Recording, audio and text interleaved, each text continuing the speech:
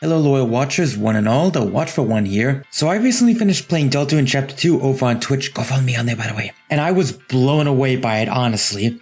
It's everything I loved about Undertale, like the characters, but the humor is way better and even the combat system's better. And while I do still like Undertale's mechanics, I think this one does it way better. It's way more engaging. Like the bullet hell mechanics when you gotta dodge stuff. Heck, even the act system I'd argue is way more engaging. And to think this game still has 5 chapters to go, and I will gladly support it when it comes out. And I do plan to make a full proper video on the game when it's actually fully released. But for now I'm going to do something interesting and do a little theory video. Just a small fun little theory video on where I think the game is going. Now before we go on, there are 2 things I should say. One is pretty obvious, spoilers for chapter 2 are abound in this. I literally cannot be vague about this, so if you haven't played chapter 2 or chapter 1 for that matter, go play it. Seriously, the first 2 chapters are completely free on Steam, you have no excuse. Yes, even if you don't like Steam, you know who you are.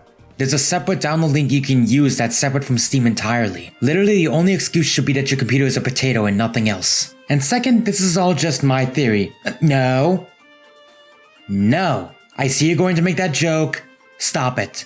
This show is above easy jokes, thank you very much. Anyway, I will do my best to present evidence as to why I came to my conclusions, but at the end of the day, this is just my opinion and a silly theory. Alright, now that that's out of the way, let's get started. Now first and foremost, an important question we have to ask, do our choices not matter? This is something the game loves to push on us constantly. They love reminding us that our choices don't matter in this game. From the literal beginning where you create your own character, the game says no to everything we do, and tells us that nobody gets to choose who they are. And heck, even beyond that, like when you get to control Susie, you have no control over what Susie does. But, I mean, that's crazy, right?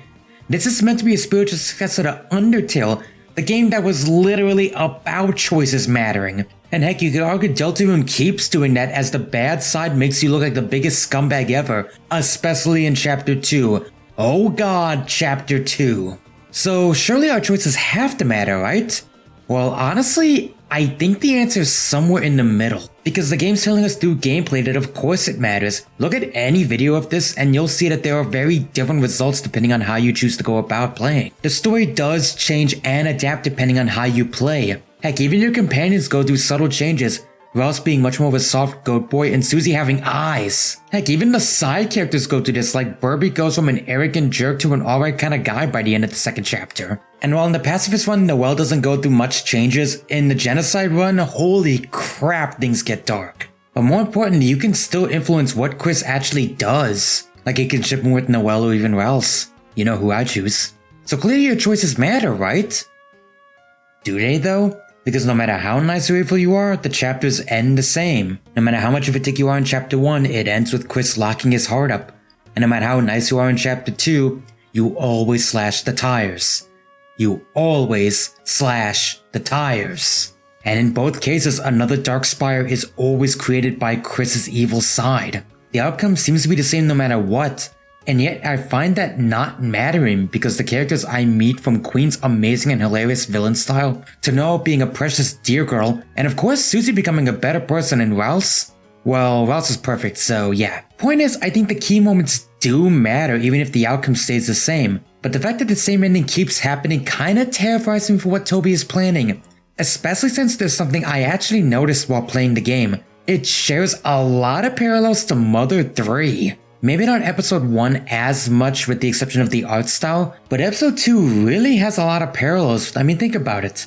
Episode 2 mentions Noelle's pin, like the pins in Mother 3. There's a prophecy of gods coming to destroy if the spires aren't stopped, like the dragon in Mother 3. Like the spires in general are just like the spires in Mother 3, the only exception being their color. Not to mention all the tinier little parallels, like how Chris is meant to be a brother and you play a brother in Mother 3. And how the brother is barely there, just with different circumstances as to why. Heck, if I really wanted to put my tinfoil cap on, there is even similarities to a big twist in the game that's very similar to how this game is playing out. Sorry if that sounds really vague, but Mother 3 is another game I think you guys should just play. But regardless, these parallels are really spooky, and if this game is going the route of Mother 3, well, without giving away too much, dear God, Toby could create a game that could actually break me in half with the emotional stuff. Because what if that plays into the endings never change? What if whatever is coming, we can't avoid?